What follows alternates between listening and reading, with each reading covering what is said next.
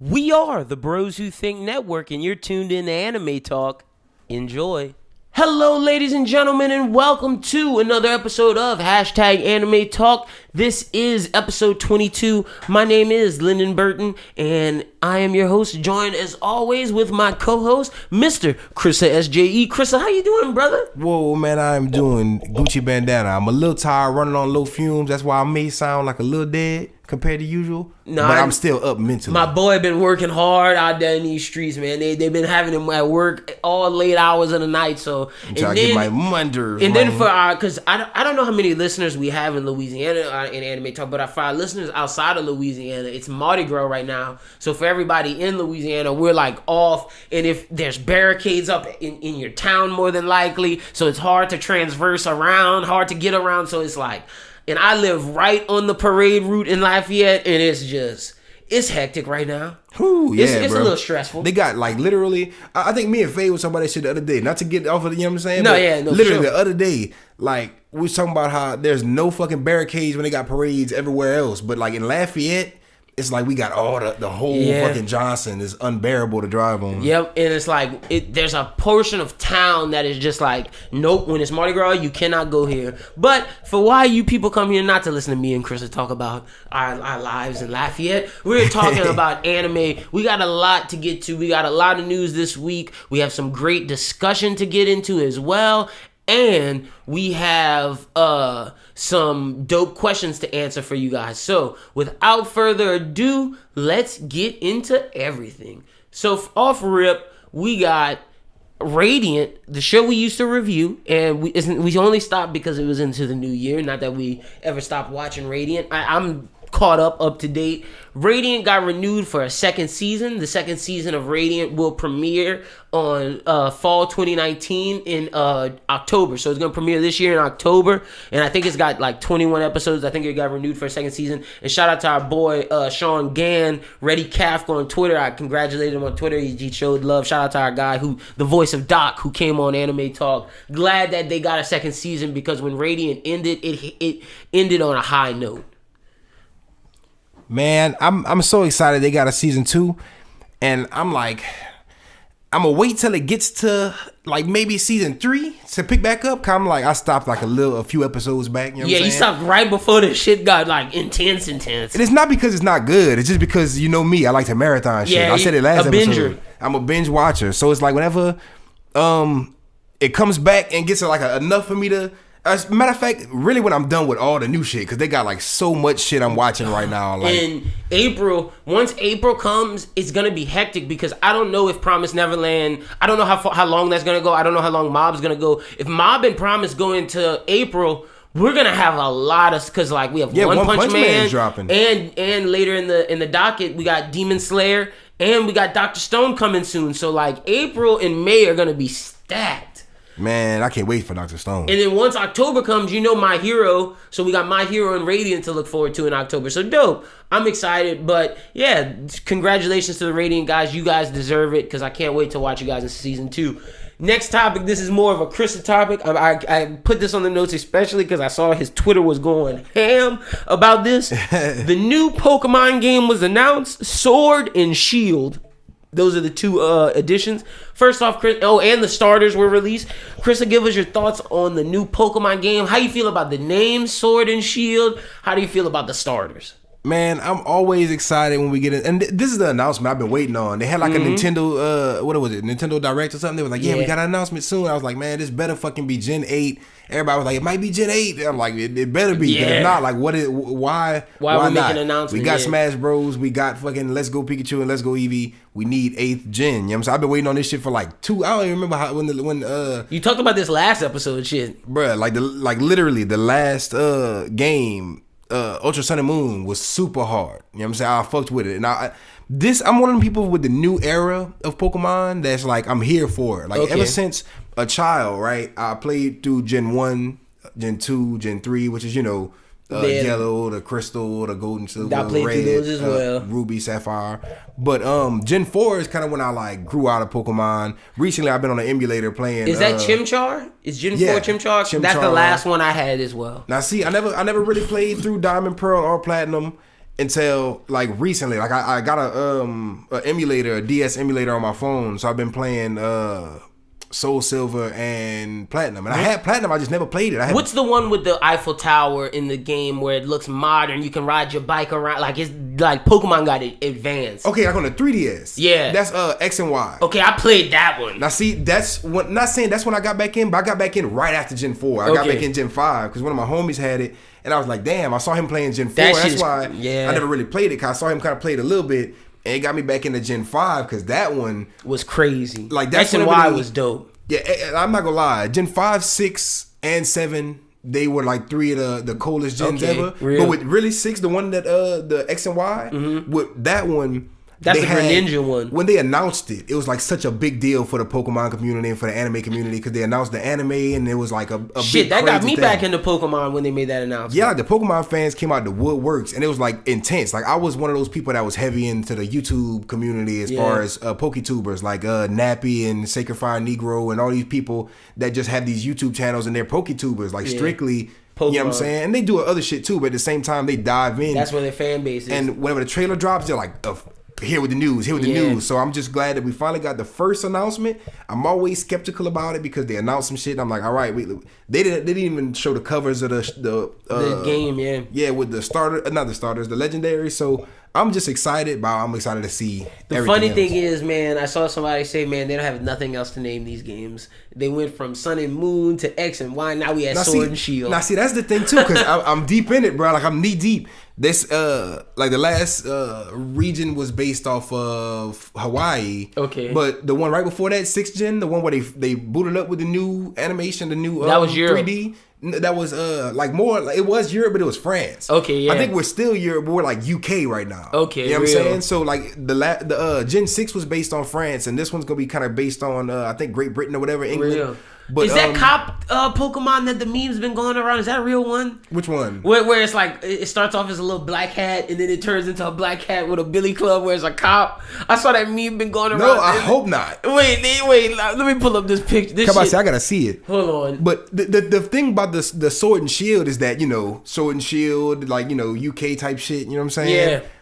I just want to see what the legendary is gonna look like because we got a Sword/Shield Pokemon. How do you feel about the starters? Because I saw some people were complaining about the starters. Some people were. As usual, it took me a while for them to grow on me. I really didn't like Gen 6 starters until they grew on me. That's the pig. Oof. No, that was the pig was on Gen 5. Okay. And ooh, did I hate that? I was like, boy, y'all fucked up. Yeah, I was like, up until now, every single fire starter has been perfect. Cyndaquil, and people, I saw people on your Twitter hating on Cyndaquil. But that shit hurt my feelings. Yeah, that hurt my feelings too. I was like, damn, y'all don't like Typhlosion? Yeah, well, like, what we not gonna do is shit on Typhlosion and Cyndaquil when there's fucking Chikorita and shit out there. Facts. Shit on, like, oh my god, bruh. Grass starters didn't get it right until like 3rd gen. Trico to me is the best grass starter. Yeah, Trico is like top 3 for me. I like Chespin just because Chestnut was a dope design and shit like that. That was 6th gen with he had the big shell on his back and it was like spikes on it and he was like stand up like grass fighting. I was like, that's a dope ass concept. Cause it's like grass. It's hard to make a grass Pokemon badass. True. But they did it with Trico. They did it with Chespin and they did it with I feel like this new one's gonna be one. Look, this is the one. No, that's a fake mod for sure. That's fake, okay. For sure. But for sure. But hey, they may like a straight cop Pokemon. To be honest with you, a lot of these designs come from places of like leaks where these people are like, I've seen it because like I said, like when I watched Gen 6, it was announcements. Every time a trailer dropped, you would get like all kind of shit. Mm-hmm. They would be like, oh, there's leaks, somebody. And there was buku people lying. There was like a bunch of people claiming to be leakers, claiming to have worked on the game. A lot of people would be fake claiming some shit, but actually predict some shit. Yeah. It's kind of hard because you're listening to all these leaks and shit like that, and like some shit is true when it actually happens, but a lot of shit wasn't. Yeah, we got some leaks later on to talk about. I don't know how 100% these leaks are, but these seem pretty real. We're gonna get to that later on. So, but for the most part, you're excited about the new Pokemon. Yeah, for the most part, I'm in. I'm just ready for more announcements because this is like the announcement. We're finally getting it. It's looking good. But it's a lot of shit in the Pokemon game that worries a lot of fans. 100%. It's the year of Pokemon. Have you saw the new Detective Pikachu trailer? Oh yeah. What were your thoughts? We got looks at Mewtwo. We got looks at some more of the Pokemon. I thought, look, I don't like. No matter what, if you're doing a live action Pokemon, people are gonna feel a certain type of way about the Pokemon no matter what. I think for the most part, they got it right, man. Like, yeah, some might be furry where they shouldn't. Yeah, some might look bad, but for the most part, I think they nailed how Pokemon are supposed to look. Yeah, a couple of them are wonky, but I don't really trip too hard because I really commend them for running with this idea and trying to execute it right because like you were saying, if you're doing a live action Pokemon movie, a lot of people are gonna complain about a lot of shit. It could have been a lot worse. They could have did a movie with Ash Ketchum and tried to cast Ash Ketchum and Misty and just ruin the live action. Yeah. Like with this, give us brand new characters, brand new storyline, something that doesn't take itself too serious. And who knows, we might even see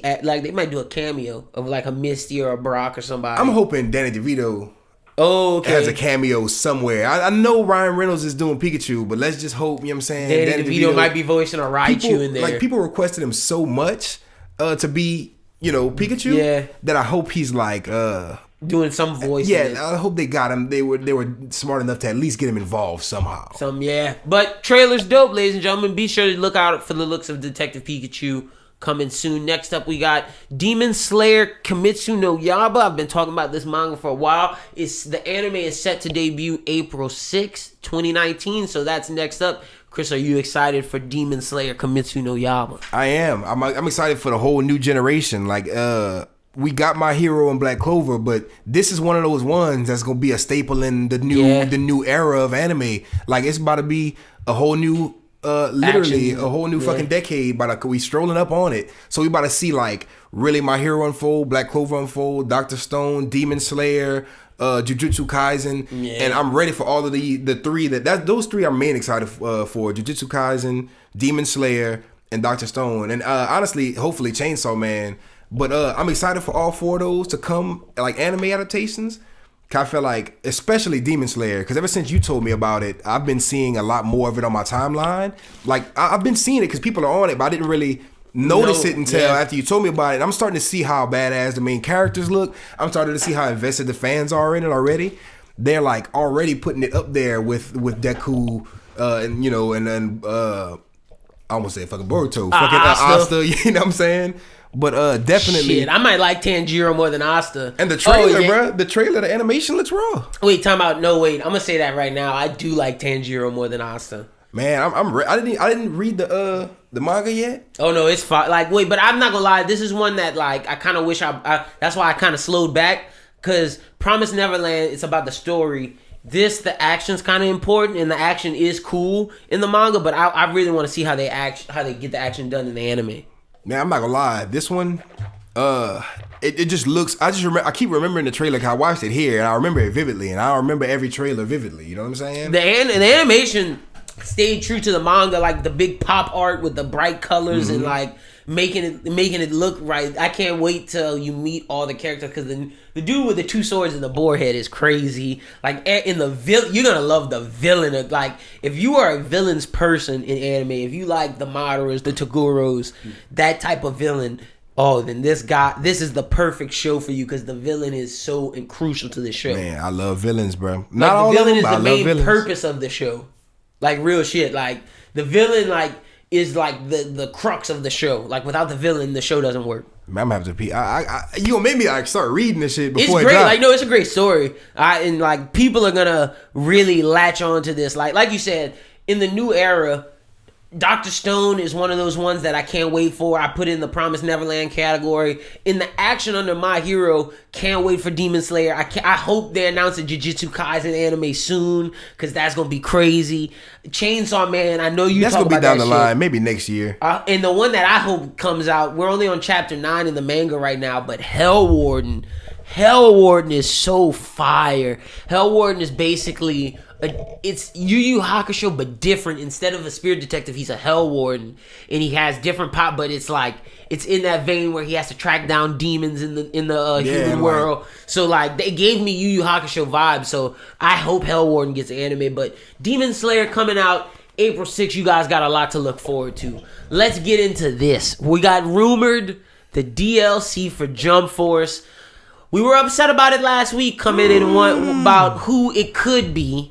And now that the leaks are out, some of the people we were upset about are announced. And if they're just doing one character a month, I'm so upset at Jump Force because they patched up the game, and I know people are complaining because they took away some of their spam moves, but I'm excited because now I can whoop everybody's ass because, like, niggas not doing spam moves no more. You got to sidestep niggas to be good at this game. Like, you got to be able to sidestep, zone, do the right stuff. But let's talk about the rumored DLC. Me and Chris will probably do a stream at some point for you guys this week. Maybe tonight by the time you guys hear this, listening, tomorrow there'll be a stream out. But the rumored characters are from Yu-Gi-Oh! I told you they were gonna bring him.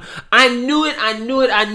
Seto Kaiba. We just gonna go one by one and get your opinion on this, Chris. I'm so upset about Seto Kaiba. I'm happy. You like Kaiba? Man, if anybody DLC, why not throw Kaiba in there? Fuck it. Bro, if we getting Yugi, it's fucked up that we don't have Kaiba. Because you got Dark Magician out here waving wands and shit. Where is Blue Eyes White Dragon? I get that, but favorite. Okay, you don't think they got other niggas that should be in there before Seto Kaiba? I mean, I feel like I know who you gonna say, but you know who I'm gonna go with Pegasus because he got the Toon World and shit. And he got you was going there? Oh, I'm saying there's other shows that need to be in there before Seto Kaiba. Okay. I thought you was talking about boy. You know what I'm saying? Oh, no. I thought you gonna say something with the I forget his name, Malik or Merrick. No, I wasn't gonna say Merrick. No, if we're going Yu-Gi-Oh, I think Seto Kaiba's the perfect person to be. Yeah, in that's there. what I'm saying. He gotta be in there. If we're picking from Yu-Gi-Oh, I think I'm not disagreeing with that, and I agree with you. I think it should be Pegasus over Merrick, but the reason why I think it would be Merrick before Pegasus is due to getting all three god characters. Definitely. But I think I'll just save this until we talk about all the characters because I think there's other shows that deserve to be in there before. There's a Yu-Gi-Oh. The next three characters I'm about to announce, I think there's three people that should be in there before this. Now, see, I gotta say this too. With just because we're about to get into these next few, the ones that some of the ones that they got right, but then some they got wrong. Just with the Kaiba pick specifically, I just know I'm more upset with the ones coming later we got from shows we already have. Yeah, well, no, I've no Yu-Gi-Oh is a show a new show. I mean, a show we already got in the game with Yugi. I'm trying to think. Did we even get anybody? No new shows. Damn. No, it's all old shows. Hopefully that's coming. Hopefully right. We get a fucking J. That's why I'm mad. We got no J stars. Nope. We have to get at one point in time a J stars pack. And this is supposed to be celebrating the 50-year anniversary, and it's like, where's the Sunas? Where's the Medaka boxes? Like, I'm not even like I'm upset about my people, but I'm upset for the people that wanted these unknown shows, like these more old school shonen shows. Like, I feel for them, so I'm gonna fight for them. But then there's still the ones that I think is just blasphemous that we don't have these people in this game. So next up, we got Hitsugawa Toshiro from Bleach. We have another Bleach character. Let me look this guy up because I'm not too sure who this and Grimjaw. Okay, yeah, I was gonna get to that. We got Grimjaw. I know who Grimjaw is. He's from Bleach. He's from Bleach. Yeah, I know who. I don't know either one of these characters. I'm gonna show you who Grimjaw. Okay, so this is this guy. Okay. He's ice like of course. Whatever her name is in the game from Bleach. So we have another ice character. I think this is a missed opportunity. I think we have enough Bleach. Like, Bleach is dope, but like, I'm good on Bleach, bruh. Come on, man. Like, we have Ichigo, we have Aizen, we have Renji, and we have, I forget her name, the ice girl. I forget. Rukia. We have 4 people from Bleach. Bro, we did not need. Okay, cool. And this is the thing. We don't need Toshiro. I'm cool with Grimjaw, but like, come on, bro. Like, they're Hiei and Kuwabara. Which one is Grimjaw? Watch, I'm gonna show you Grimjaw. But I don't know, man. Like, whenever you see the thing for Jump Force, the main 3 characters are Goku, Naruto, and Luffy. This is Grimjaw. Not fucking You've seen this guy on the internet. Oh yeah, okay, yeah, tripping. Yeah, definitely. He's a villain. Yeah, he's one of them. He's the villain after. Excuse me, y'all. I know I'm supposed to have watched Bleach by now, but I can't fuck with Bleach. I guess it's one of those ones I can't force myself to watch it. I'm gonna watch it when it feels natural. I tried starting it the other day, but I just never continued it. How many Bleach characters are there? So there's Aizen, there's Renji, there's a lot. There's the main. Oh, in the game. Yeah, in the game. There's Ichigo, Aizen, Renji, Rukia. So that's 4. You get these 2. That's 6. Let me count Naruto real quick. Naruto, Sasuke, Kakashi, Gaara, Kaguya, and now Madara. and I'm guessing they count Boruto in that. But that's like you're gonna add Madara, which I agree with, but you don't add Sakura or you don't add Itachi. But you add Toshiro and Grimjaw? Get the fuck out of here, like, Bandai, you tripping, dog. What's going on? Like, but I'm glad your boy Madara got in the game. I know you're excited about that. I'm glad Madara's in the game. But he should have been from the jump. At the end of the day, he should have been from the jump or a part of a J-Force DLC package. Yeah. Because this just makes me think, okay, we're not going to get a J-Force DLC package. Nope. If Madara's not in it because he was in J-Force. Yep. I mean, not J-Force, J-Stars. But next up, we got, which I am super excited about. I think this is the one they got right. We got All Might and Bakugo, something that we kind of predicted since we started talking about Jump Force. Mm-hmm. We were going to get All Might. We knew we were going to get All Might. And we said if we were going to get someone else from the school, it was going to be Bakugo. Yeah, I remember. As much as you wanted Todoroki. I think I remember saying, I wish it would be Todoroki, but realistically, it's Bakugo. It's Bakugo. Yeah. If not just All Might. I originally I thought it was just going to be All Might, but if anybody else. The next one is one that I'm not upset at. It's just like, okay, whatever. And I kind of just got to him in watching the show, so maybe that's why I'm not upset and I really fuck with him. Trafalgar Law. We got Trafalgar D Law in the game. I fucks with Law, which I think Law should have been in the game from the jump, low key, before Sabo. Facts. In my opinion. But that's just me. So I fuck with Law. I'm not upset at that. These next two, I'm just as upset at these next two as I am for the two Bleach and Kai, but I'm maybe more upset at these than those. We have Majin Buu coming from Dragon Ball Z. I told you they were gonna do it, and come on, bro. I fucks with it. We got Majin Buu over we don't Gohan. need any more. We don't need any more Dragon Ball characters. Why do we have Piccolo? Why do we have Cell? Where's like? We have Piccolo over Gohan. Why don't we have Gohan in this damn game? Like, I'm so whatever, Majin Buu. Okay, cool. But this one I don't get at all. No, this we is got Biscuit Biscuit from Hunter x Hunter over Pito, over Neferpito, over Miriam. Get the fuck out of here, man. Y'all don't know what the fuck y'all doing. It's like they already Who's picking these characters? They have y'all barely anime any girls fans. in the game. Like, there's barely any girls in the game, and the one girl y'all you had in Biscuit? DLC is Biscuit. Like, y'all pick Biscuit over Sakura. Y'all pick Biscuit over Madaka.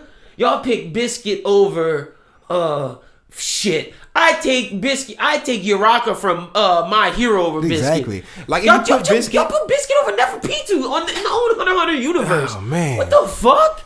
That is just insane. Like, if you put Biscuit in a category of like, okay, we gotta add new females to the game, and then you put it in another category, oh well, we need more Hunter x Hunter characters. I'm mad either way. Yeah, I'm either way, especially the females, because like Nami, Rob, okay. So you Nami and Robin, they should have been in the game from jump, bro. So you're gonna give like out of this, like I get you gotta put Blackbeard because that's Luffy's main antagonist. That's his D antagonist. Mm-hmm. I get you put Zoro and Sanji. That's his boys. That's the main fighting crew in the Straw Hats.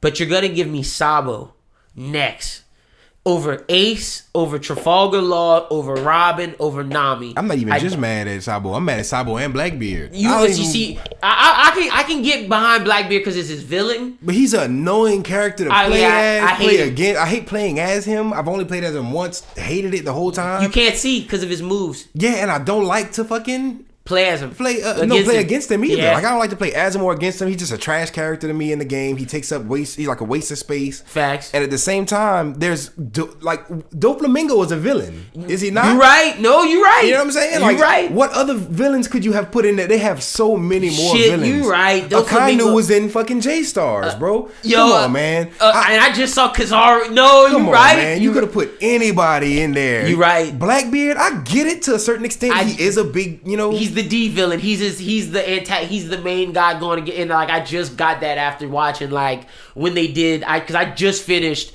I'm on Fishman Arc. Like, I just finished the war, and I just saw him take Whitebeard's power. So I get why Blackbeard's in there. But I agree with you. Doflamingo is also a villain. Mm-hmm. You got Akainu. You got a Koji. You got Kizaru. You got all these. You got Sengoku. Like, I wouldn't be mad at any of those. Any of them. Yeah, and to me, I feel like the admirals are more villainous than Blackbeard. Yeah, Blackbeard just another fucking pirate. He's just like really a fucking He's just the person racing against Luffy. He's Luffy's rival to an extent, but he's like a dick. He's opposite Luffy. He's the other version of the Will of D. Like Luffy represents this one version of Will of D, and Blackbeard represents this other, and they're both racing towards the One Piece, and we're gonna see which version of the Will of D is gonna get it. Yeah, it gotta be Luffy. I'm gonna be mad if Blackbeard. If Blackbeard. But you know he gonna be there for the final fight. But to the point on this Jump Force thing.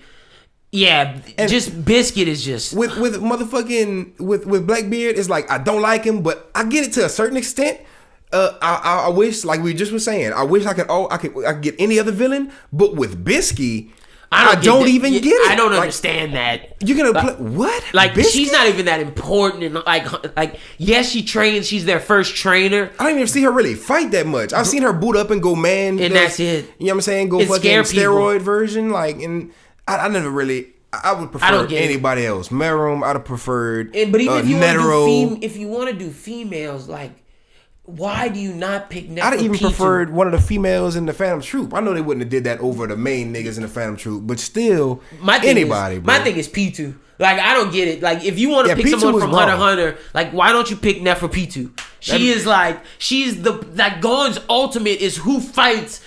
It makes sense. Like.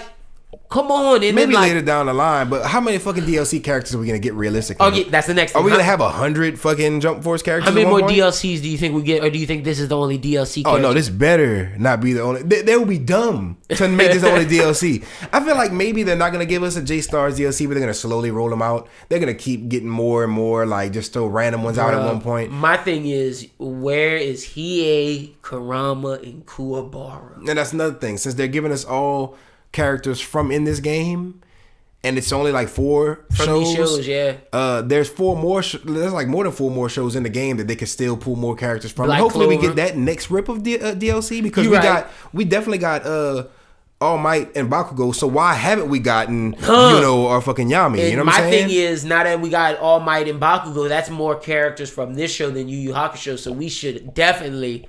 Yeah, and so Asta needs some other people too. I'm with you. Either Yami. So if we do get another rip of 9, who you think will make the cut? Realistically, seeing how they moving like right now. All right, realistically, I'm gonna really say Hiei. I think Hiei makes it. At least Hiei. All right, I'm gonna say this: one person from Yu Yu Hakusho is making it. I don't think Hiei and Kurama's gonna make it. No, I don't think it's gonna be both. I think it will be either or though. I think it's gonna be one of them, and I don't see Kuwabara having a shot. I don't see Sensui having a shot, but you'd really touch my heart if you put Sensui in there. You gonna put Blackbeard and fucking Sabo in there? Come on, man. Those you doing fan service? Throw Sensui in there, man. But he's not big in the Yu Yu Hakusho version. People dropped out in the fucking After the Girl. So Hiei, I think they'll give us another Naruto character.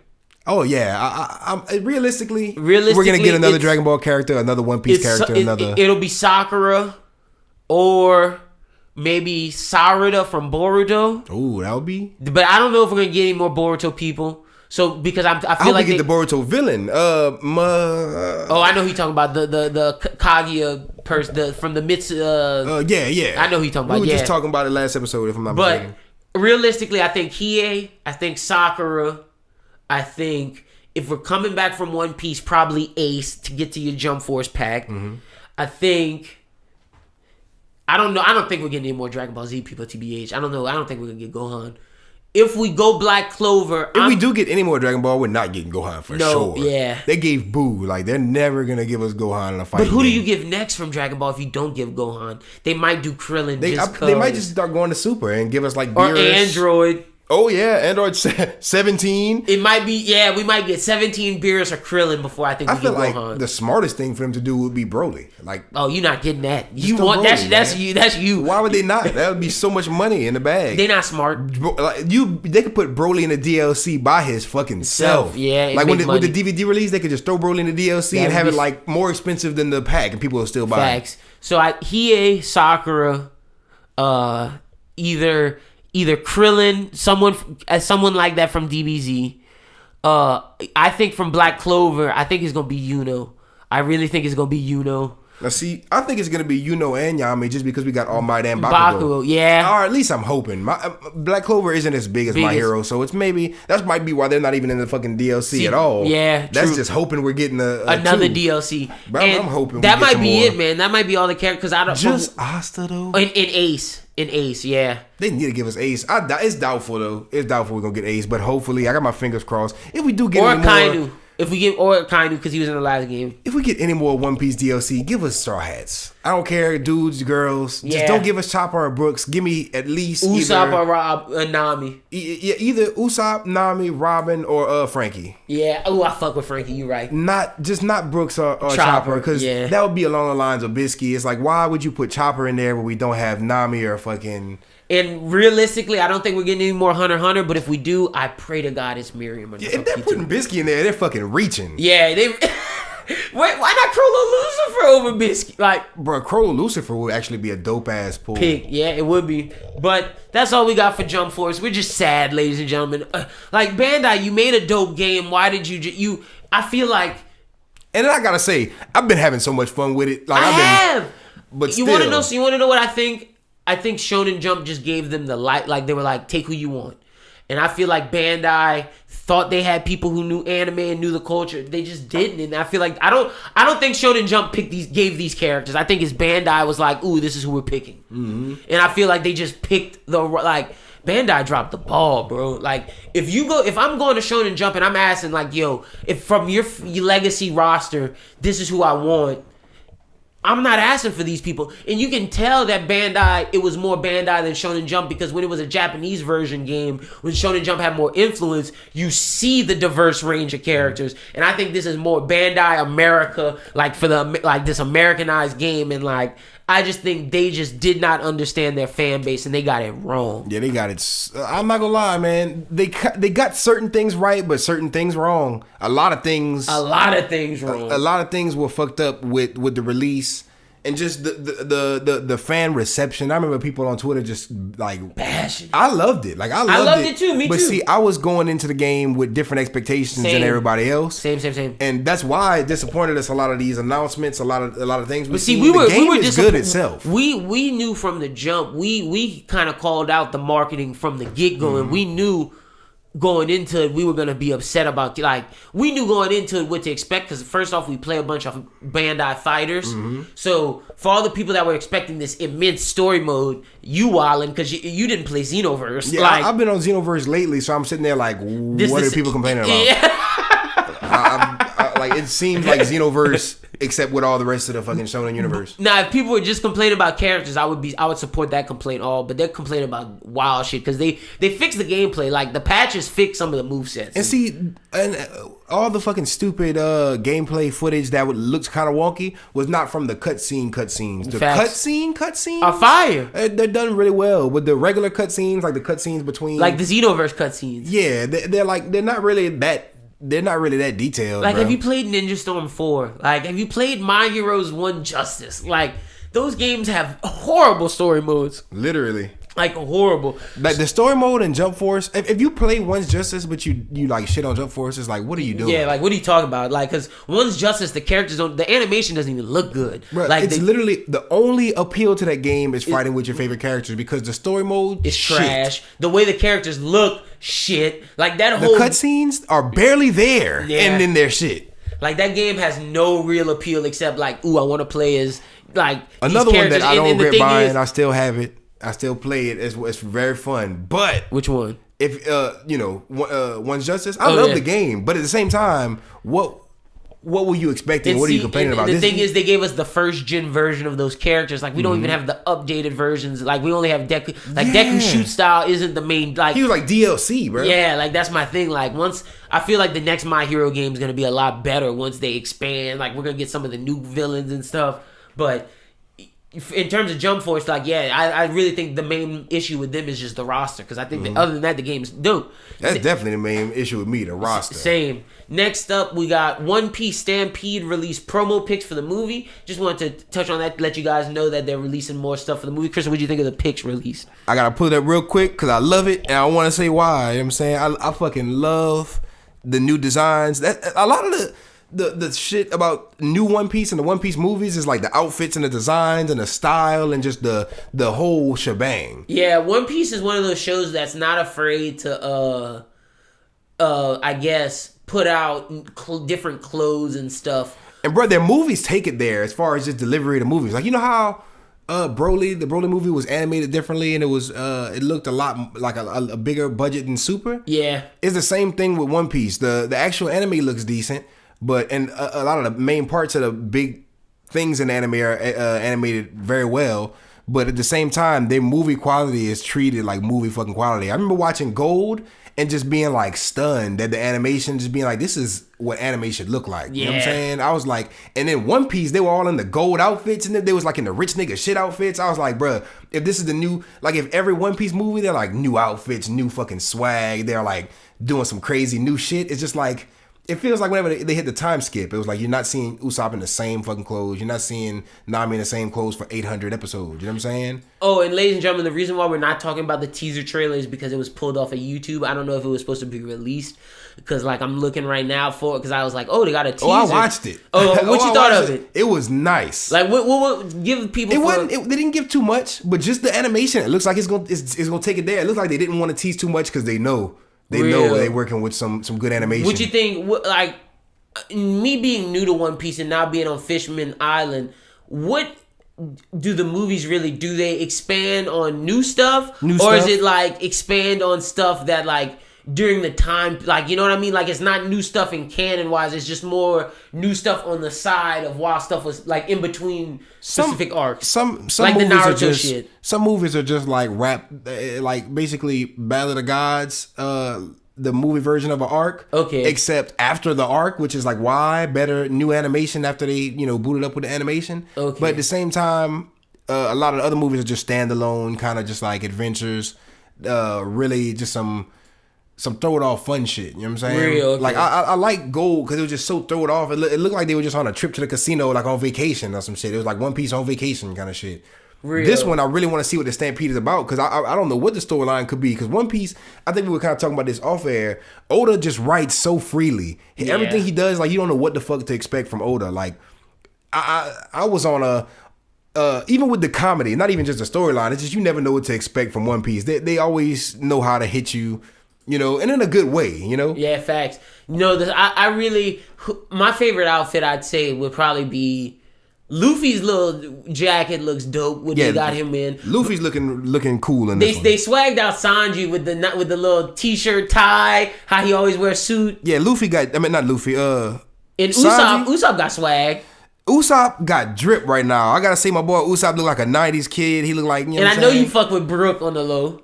Yeah, Brook, they got the rainbow hair. I'm fucking with it. With the summer body shirt, it's just Brook he's a soul king, bro. I fuck with the Japanese Frankie look they got him going with.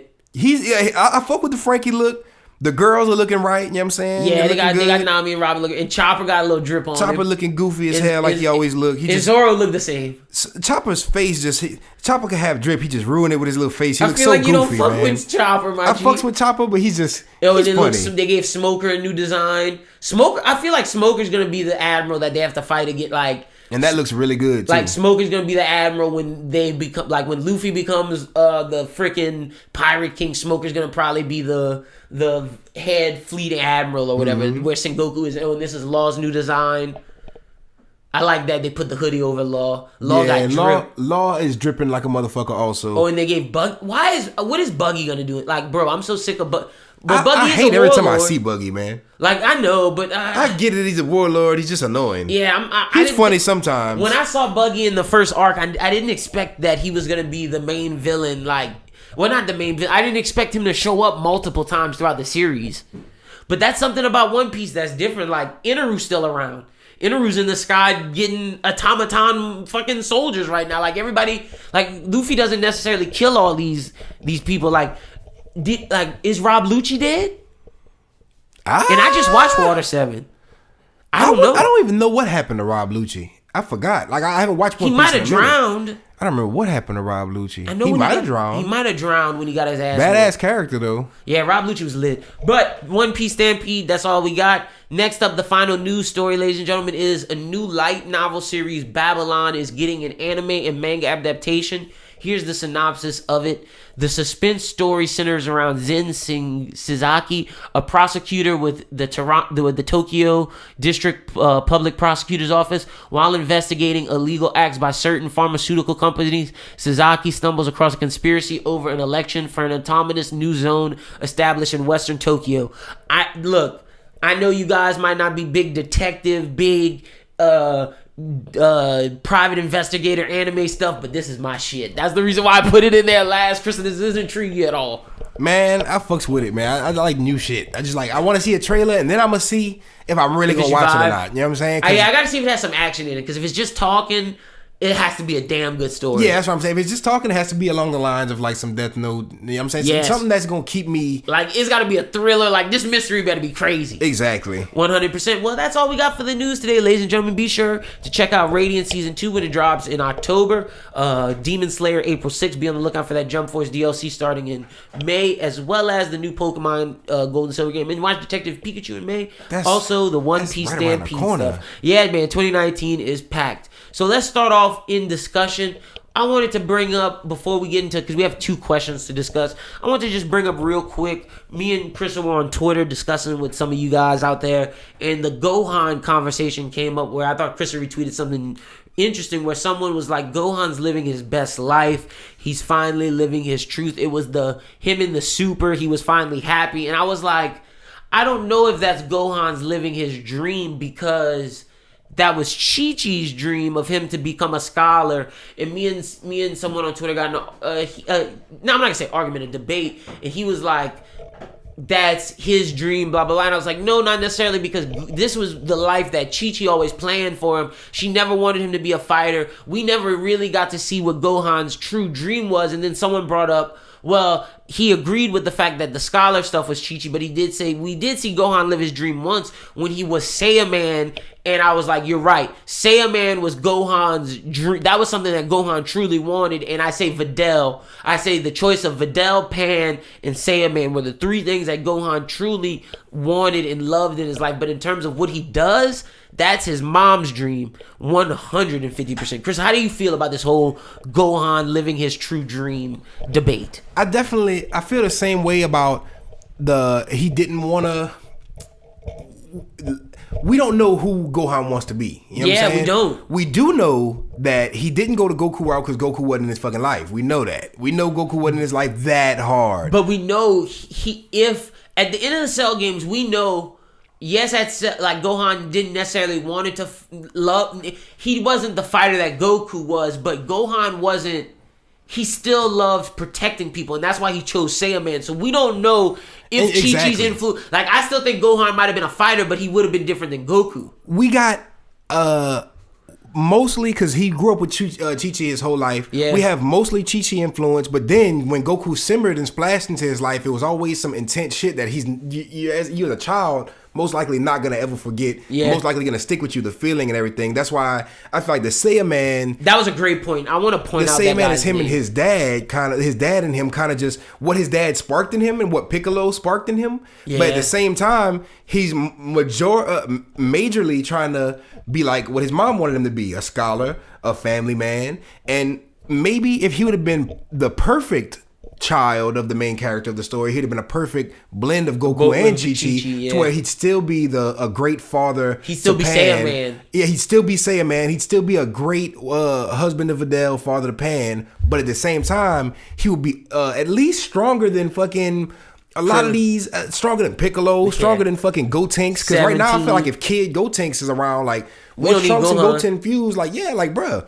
I saw Gohan get taken out super easily in the Frieza arc. And he did redeem himself in the Tournament of Power. Yeah, when he went toe-to-toe with Gohan. But if you think that Gohan, for a second, having that shine, small, minimal shine in the Tournament of Power. Carry over. It's nothing compared to his old, like, he's not surpassing his old strength or anything. Him when the Deborah stuff, that, man, Ultimate Gohan is amazing. So to say that. But shout out to Charcoal D. Puffy at Death Row 003 for pointing out the Sandman thing, because I want to give him credit for that. Yeah, because the Sandman... That was a great point. I love the Sandman, the idea of it, and the Vidal being the Sandman 2, and then the new character, and I don't know what it was, V-Jump, but they had the new Sandman 3. I was so excited. Oh, that was the baby? I still don't know what's going on with that, with the Sandman 3, but it's like it just looked like a updated, like a Batman Beyond version of the Sandman, because Sandman just looks, I'm not saying corny, but when you look at Gohan and Saiyaman, the design to me, him. It's just goofy to me. Yeah, no, same. And every time you see Saiyaman, he's doing some goofy shit. Like in the Battle of Gods movie, he's just being trying to be goofy with his little Toriyama voice. satiring the superhero genre. But when I saw Saiyaman 3, the little design, it just looked super badass. I was like, okay, this is gonna be Saiyaman, but more gangster. I was like, this might be Trunks, like future Trunks. I need to check that. I need to look at that. Whenever I saw the new one, like the design just reminded me of like if future Trunks went back to the future and he's like, all right, I gotta, because in his timeline he was inspired by Gohan. Yeah, you know what I'm saying. So he could have just took after the Saiyaman shit because his Gohan's dead. Is this it? Yeah, it looks like metallic. It looks like fucking robotic. And he has a sword. Yeah, it's metallic. Oh, it might be Trunks because of the sword. Trunks. Like it has to be, but I don't know too many more details about it other than the picture. Real. But when I saw it, it just got me super. Like, hype, yeah. I fuck with the idea of the Saiyaman and people think I hate Gohan because I give him a hard time because I'm super critical of him. Like on some rap shit, I be talking shit about rappers, and the rappers that I love the most are the ones that I talk the most shit about. Cause I give him hell cause I expect so much from him. I put you on a high standard. Honestly, and it's the same with Gohan. It's like you're Goku's son.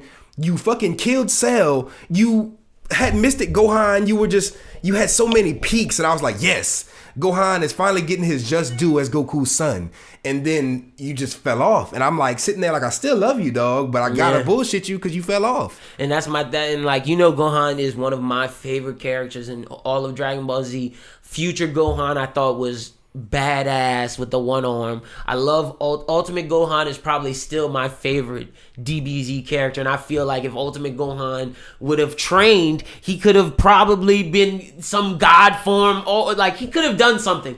And like, I love Gohan. It's just a shame. Like, I don't think Toriyama has any plans for him in Super.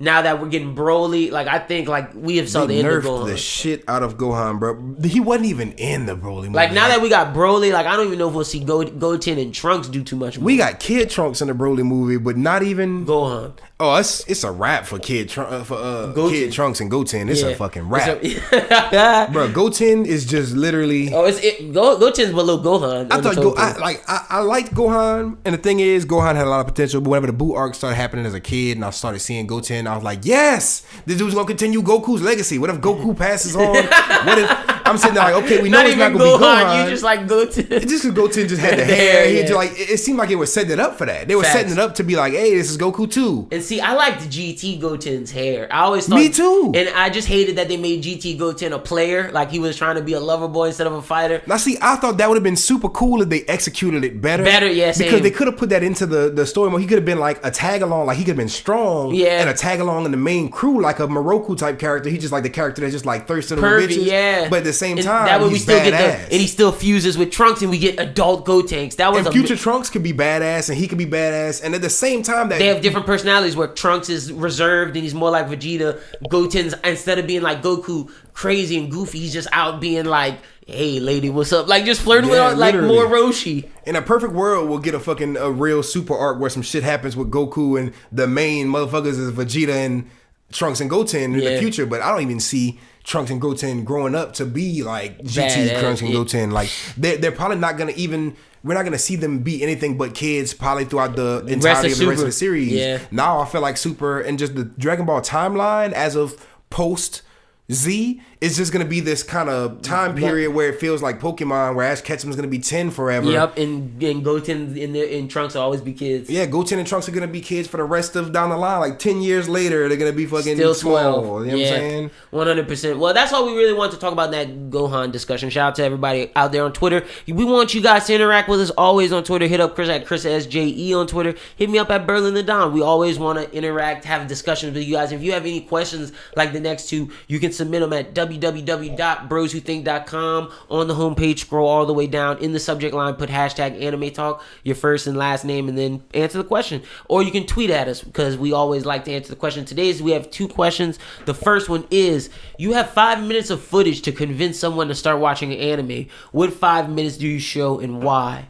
This is interesting because you can't show something, in my opinion, that uses a lot of dialogue. So this is like, you got to show a fight. Mm-hmm. So what do you show, Chrissa? What's some of the things you show? Because you probably have more than one. Well, I know we got a bunch to go over because there's a bunch of legendary anime scenes that everybody has showed their friends. Like, bro, you don't fuck with anime, so you never seen this? No, you gotta see this. Yeah, facts. And a lot of shit has turned people into anime fans. Yeah. And mine that I always run to if you like animation and fighting and shit is the Madara. The Madara, whenever he enters the scene on Naruto Shippuden, like whenever he touched down and beat a whole army in like a second and really starts, you don't even gotta understand the ninjutsu. No. The only context you need is, okay, there's an army, it's a war, this one dude fucks up the whole army. You know what I'm saying? Facts. And then you play the scene and the dude, it's enthralling to watch. You know what I'm saying? I agree. I have one from Naruto as well. I have 2 from Naruto. The first one is involving Madara as well, but mine is Madara versus Guy Sensei. Oh, Madara versus Guy Sensei is top. It's like God tier anime fight. That's one of the best fights in anime. Like in terms of just showing someone footage of to get them involved in anime, you want, in my opinion, to get someone hooked. If it's in terms of it, more than likely, if they're not custom with watching animation, the thing to get the hurdle over is to show them that it's serious. Mm-hmm. And yeah, dialogue, you can show them a dark anime and maybe that could work. But in terms of showing them that this animation is serious and you need to take it serious, it's not some kid shit, you have to show them something violent where something like serious happens. In Madara versus Guy, that shit was just intense. You see the hand-drawn qualities of the animation. You see power, like you see all kind of crazy shit, and that's why it's one of my picks. That's why I picked something from Naruto as well. What else you got? Man, we gonna sound like some Naruto fanboys, but while we still on Naruto, we might as well get over Naruto. We gotta get them off real quick. But as far as we talking about Naruto fights, Gaara versus Rock Lee, the first time, that has turned a lot of people not only into anime fans but Naruto fans. Probably Naruto fans before anime fans. Facts. Like people probably got into Naruto and was like, I don't fuck with anime, but I fuck with Naruto because of that. I'm glad you picked that one from the OG series because I you could pick a lot from Shippuden. Like Shippuden has a lot. Shippuden has shit you could show people and they'd be like, "What the fuck?" But it's dope that you picked a OG. I would say Zabuza Kakashi, but that doesn't last too long. But that's something where you can feel the stakes if you want to show them old Naruto. Mm-hmm. I like your got Rock Lee Gaara's fight because that's a classic. That's when like the show really turned up. Like you knew at that point, like whoa, they gotta. That show is like that's one of the shows you gotta introduce people in. Naruto is one of them ones. One of the early ones. Easy, bro. Man. I'm trying to. Okay, so of course, Pain Naruto. That's a good fight. I don't want to say that one. One that I really thought was just intense. And my point to teach people that animation isn't a children's medium. The Sasuke Itachi fight. Oh yeah. Like holy shit! All you have to say is these 2 brothers. The older brother killed the entire family. The younger brother, and he let the younger brother live. The younger brother's been tracking him down his entire life to get revenge for the family, and boom, show that to somebody. That's done. Now see that, or you could do Sasuke Killer B. Oh, bruh, there's so many Naruto. Like if you show people small clips of Naruto, I feel like it's hard for somebody to be like, meh. Yeah, meh. And see, I was gonna say on the flip side, I don't think you could show any One Piece clips. What you mean? Like just regular scene? Like you know how we say pick a fight? Like I don't know if you can show someone like a 5-minute clip of One Piece and they'll be like, yeah, I'm into anime. Oh no, I feel like definitely. I can't think of one off the top of my head though. Like something. A lot of the shit that attracts me to anime because I want to say this too. It involves my next one, but like. Shit with just crazy animation and just like funny shit too at the same time. True. Like they have good jokes and they execute the jokes funny, not only verbally and contextually, but also like visually. Yeah. Like with good visual comedy, because it's hard for cartoons to pull it off. Yeah, not even just cartoons, because there's a whole style of just cartoon comedy, like Ed, Edd n Eddy and shit like that. But when you have like action, anime, the kind of theme of badassery, action, when you have comedy also in it. You know what I'm saying? And I feel like you could show me some funny parts of Naruto, and I'd be like, I fuck with that show. Oh, facts. Or not even Naruto, but One Piece for sure. You know, One Piece has great comedy in it, and see, that's the thing. That's a big selling point in One Piece to me. No, I agree. I think it depends on the person, because if it's like just a person that's okay with animation as a medium, I agree with you. But if it's with somebody that's like thinks animation's childish, I don't know if you could show them One Piece first. Right, you know, because like One Piece it's bright in it, the way it's animated. Not the themes of One Piece and the story of One Piece is dark as fuck, and like the shit it gets into is dark as fuck. But if you just look at One Piece from the outside, like my girlfriend, I was watching Impel Down, and Luffy was dying, and like she was just like, why? What are these men dressed in drag? Like, what is all this going on right now? And I was like, that's just the code. Like, she was like, this is like we like she didn't understand. But then when I was watching Naruto, like, or not even Naruto, I'm gonna use for example Promised Neverland, and like just that dark. She was like, oh, I feel so bad for these kids. Like, what are you watching? And see, that's the difference between like people who understand. Like, I think One Piece is one of those. Once they love anime, then it's like, all right, this is one of the greats. Mm-hmm.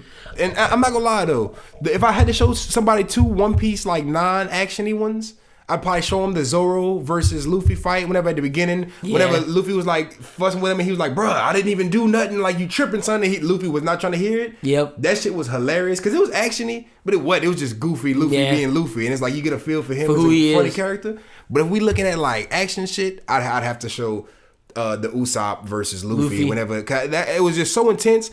I remember specifically not watching One Piece, and then Toonami, like being I used to like watch whenever it came back recently. Yeah. I used to watch Toonami for at least a strong 1 to 2 years. Whenever it first dropped back, I was watching it every Saturday. Real. You can't pull me from my house. With Dragon Ball Super's on, are you serious? Yeah, I know I watched all this already, but I'm gonna watch it again with the dub. Like when I was watching it, I caught a few episodes of One Piece, and I remember one Saturday I was like, this is before I started One Piece. I'm like, not even past the Usopp fight got you in there. I used to read One Piece, and I read up to not even touching Frankie yet, but I definitely passed up the Sanji arc. I had got to Sanji. Okay. If I'm not mistaken, I had got through the Arlong shit. Okay, but so you about Skypiea range? Yeah, Alabasta. Right before it was definitely Crocodile. Right before Crocodile. Yeah, but Chopper then. I had no knowledge of what happened at all, but I watched the episode. It was just randomly playing on Toonami. It was the episode with Usopp versus Luffy, and I'm sitting there. I didn't get the emotions that I got from it when I watched it again, even though I had saw that for the first time before watching One Piece at all. I was like, damn, this looks crazy. Real. That out of all the people who try to put me on One Piece, if I'm not mistaken, that's what actually made me go watch One Piece. See, I saw that and I was like, this is intense. I was like, I didn't even think this could get this intense. See that might be the only one, because that's the one where like, because every other One Piece fight, there's multiple parts of the battle, so like there's never a full range of like clip a fight. Like Luffy versus Rob Lucci, you had to watch many parts of like other stuff before you got to true action. But that was one where it was like dedicated, no, we blocking off this whole shit. And that one you don't even have to set up too much because the fight explains itself. You can see that Usopp's a weaker character. He has a slingshot with Luffy's like the whole time Luffy's sitting there like, bro, don't make me have to fuck you up. And Usopp was like, boom, boom, and Luffy's like, bro, you're not even really taking this shit serious, bro. We don't even really got to fight. And Usopp really hit him, and he was like, oh. So you really want this, dog? Because I will whoop your ass. And like he really makes him whoop his ass, and that was such an intense fight that it was like, oh, bro, it's like watching two brothers have to fight, and it's a real fight, and it's not supposed to be that serious type shit. It's like you two brothers fighting, and it go too far. No, and you're sitting there, and it's like before you even engulf yourselves in these characters, it's like you want to see the rest. You want to know why. That's a good one. And bro, like I think we talked about this last episode. I didn't want to say too much on this one because it was like you were just starting it. You know what I'm saying? But like now, like that, whenever it made me cry and shit like that, that was one of mine. Oh, okay. Like it's because when I went back, even though I watched that one little clip, when I got the full context, it hit way harder. Oh no, that shit. One Piece, I give them like the characterization and like the build up. That's why I feel like One Piece is one of those ones where a 5-minute clip, even though you gave the best scenario, you don't understand the gravity of the situations with these people. Like me seeing all the Straw Hats stand across the bow on Water 7 on Toonami one night, I didn't understand why Luffy was screaming at Robin like, oh cool. But when after seeing all of One Piece, rewatching it and seeing them, I get goosebumps and chills, and that brought like a tear to my eye because that was so important. Like, she really didn't want it to live. So, but in terms of the question, let me see. If I got, of course, you could use some DBZ ones.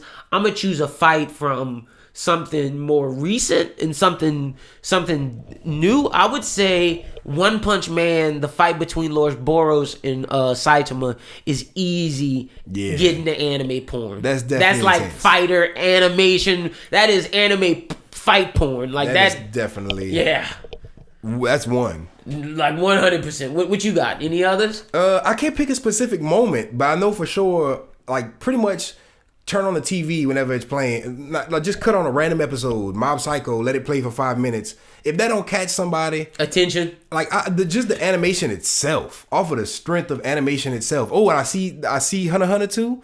I gotta say one about that one too in a second. I don't know if you got any Hunter x Hunter ones. Any fights from Hunter x Hunter? Oh yeah, fucking.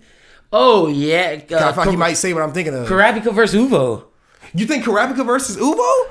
I think that one, and you may remind me of another one I wasn't even gonna say, but Kurapika versus Uvo is a gangster one, but I didn't think you was gonna go with that one first. That's the one I was gonna go with, Kurapika versus Uvo. I was thinking Miriam versus Netero. Like if we talking Uvo, I was thinking like Uvo versus whenever he first showed his strength against those what is it called, the Knights or something? Yeah, the random people, the random mafia the three people. little fucking weird, the dude with the spikes and shit like that. Those before Kurapika even show up. You saw he was legendary with that. But I was thinking like more like the if I had to pick a scene from Hunter x Hunter to get people to watch anime and realize and you got 5 minutes. That's the thing. You got 5 minutes. That's why I said Uvo. It take less. Which one you showing? Less. The clip where Killua rips that dude's heart out. Oh yeah, facts. It's like all you need is a couple seconds to, because that fight was so fast. He was like, "Oh, you really want to do this, bitch? You fucking what?" Before that moment, I didn't know if Hunter x Hunter was a kid show or if how serious it was. The moment that happens, I was like, "Oh God." Okay, exactly. real. The reason that stopped me from watching Hunter x Hunter is because I was like, I'm not about to watch a show about these 4 whack ass niggas. Yeah. I would always see people compare Hunter x Hunter to Yu Yu Hakusho because of the characters. Tagashi, and plus it's the same 4, like Gon as Yusuke, Kuwabara is fucking Leorio. It's like they typecast the same kind of characters. It's like the Yu Yu Hakusho characters were prototypes for these, but it's like I didn't like comparing Gon to Yusuke and Killua to Hiei because these are 2 little kids. I'm like, this can't be that enthralling of a show. And then I watched that. That was one of the shits that I was like, ooh, this ain't no kid show. This is not what I thought it was gonna be. This is gonna be really grimy. And I could watch this. This is gonna be more gory than fucking Dragon Ball. No, facto. I'm trying to think anymore. I say actually, Sword and the Stranger. It's a movie. The final battle between the 2 swordsmen. That fight or the Ninja Scroll battle. Any moment in Ninja Scroll or that final battle in Sword and the Stranger, those 2 movies both are 2 good anime movies where if people watch those, it's dark enough, gory enough, and it's very entertaining, great animation and great fights. I'm gonna peep that out. Yeah, no, those 2 Ninja Scroll and Sword and the Stranger, when we get into our decade conversations, you're gonna have to watch the movies, those things.